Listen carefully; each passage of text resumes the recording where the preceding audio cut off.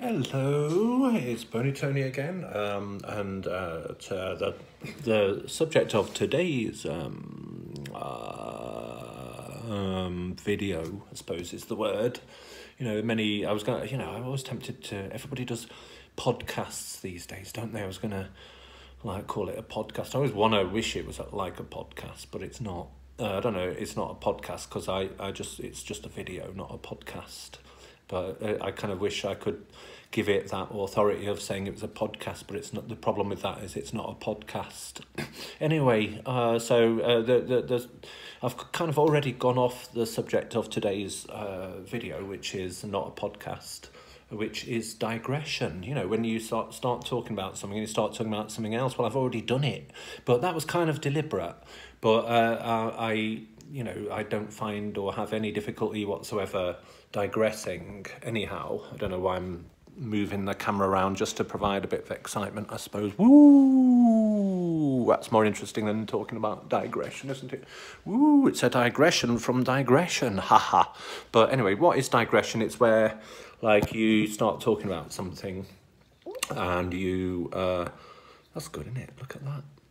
Oh, I look like some sort of alien, you know, like the Cybermen. You know, I've got a Cyberman helmet on. I am a Cyberman. Anyway, I'm digressing again. Ooh, look at that now. Why am I doing all these symmetrical things? You know, how about just one of those? How about that? Let's try it with the other side. Yeah, that's good. Anyway, digression is where you can't stick to the subject and you keep digressing. So you start talking about, say, inflation. You know, let's start talking about inflation and see how digression works. Well, what is inflation? It can be like when you blow up a balloon. That's a form of inflation. Yeah, you weren't expecting me to say that, were you? Now, balloons are great at parties, aren't they? Kids' parties. Kids love balloons, don't they? I don't know whether they like it when a balloon pops and they pop it and they go, "Woo, I'm scared, ha ha ha ha," or whether they like it when it kind of, some of them are helium filled, aren't they? And they go up to the roof of the ceiling of McDonald's or wherever, you know, and that's exciting as well. And the stringy bit hangs down, and sometimes you have to get the waitresses or the waiters to get it for you because when you're a toddler, you're only small, aren't you? You know, yeah, toddlers. How did they get that name? Because they toddle. What does that mean? What is toddling? How do you toddle? Is it like crap walking? Is it like where you kind of lose your balance and fall over and stuff? Or is toddling because you've got little legs, little fat legs, you kind of toddling means walking with little fat legs in a sort of slightly wobbly manner? You know, if you've got any thoughts on what toddling actually is and why toddlers are called toddlers, let me know. But anyway, so going back to digression, because I digressed from digression again. It's where you start talking about something and you start talking about something else. Another way of describing it is off-piste. I sometimes go, "Oh, I've gone off-piste again," but it's not, of course, the analogy is with skiing. When you ski down the ski slope and you go the wrong way, sometimes on purpose, and then you're in danger then potentially from landslides or holes in the ground under the snow, or you might suddenly come to a cliff and ski off it, thinking perhaps for one moment that, this is good ski jump practice, this is, but there's no slide to land on, just rocks, and you die. But anyway, going off-piste is a bit like that, but it's not coming out of the pub at closing time and staggering home, going off-piste, said as if I had a foreign accent, which I don't, unless you are not English, in which case I do have a foreign accent. So there's English, there's American English, there's probably stuff like Indian English. They have their own sort of words, don't they? Their own vocabulary sometimes and their own way of saying things, as do other things like New Zealand, for instance, how you tell the difference between New Zealand and Australia. Well, how do you? Well, this is how, any chance I have to bring in eggs to the conversation, I will do. And New Zealand, I was once told that the best way to identify a New Zealander rather than an Aussie is that they will say "ig." Can I have a fried egg? I mean, that's similar actually to South Africa as well, the way they pronounce that, because they do a similar thing, don't they? Because there used to be a South African cricketer who used to play for England called Ellen Lim, and now we would pronounce that Alan Lamb, but he pronounced it Ellen Lim. Anyway, I think they produce Lem in South Africa, don't they? And I think they also produce lamb in New Zealand, but I don't think the New Zealanders pronounce it lem. I think they just say ig. They don't say lem. I don't know, I haven't studied it really. I'll have to study it. But, you know, it's funny the way people talk, isn't it? And the way even, like, in different parts of England, they have different accents, even though they're even not only, like, 40 miles apart, like Manchester and Liverpool. And look at the way they pronounce city in Manchester, 40 miles away from Liverpool, it's city. And in Liverpool, which is 40 miles away from Manchester, it's city. You know, but even within Liverpool, you've got different accents, and possibly even within the Manchester area, you've got the Stockport accent, you've got the Manchester accent, you've probably got the Trafford accent, I don't know, but you've certainly got the Salford accent. You know, I live in Salford, which is just outside of Manchester. It's next to it. There's no boundary apart from a canal or a river. And that's the difference, but Salford is part of Greater Manchester and has a Manchester postcode beginning with M, so my postcode is M5, even though I'm in Salford and not in Manchester.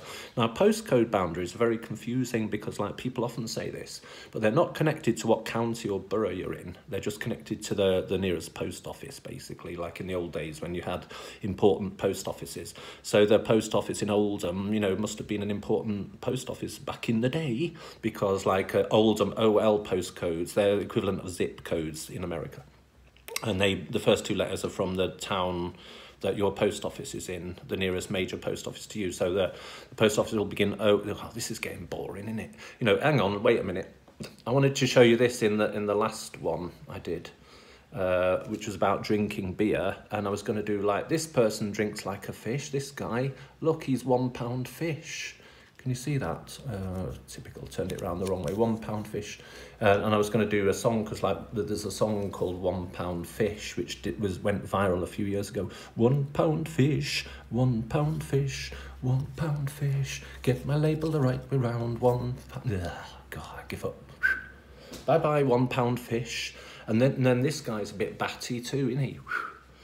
And then I don't know if anybody's watching I'm a Celebrity, Get Me Out of Here, which, for those that don't know what I'm talking about, is a British TV programme. They might have foreign versions of it, but the British version is in the Australian jungle, and they get celebrities to go in the Australian jungle and sleep in a campsite with no luxuries, whatever, and sometimes they go without food. Anyway, they have to do bush tucker trials where they have to eat, they have to have cockroaches tipped on their head.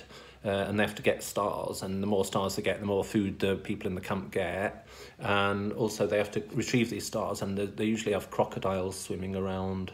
Or is it alligators? No, I think it's crocodiles. Alligators is in the States, isn't it? Crocodiles in Australia, I think.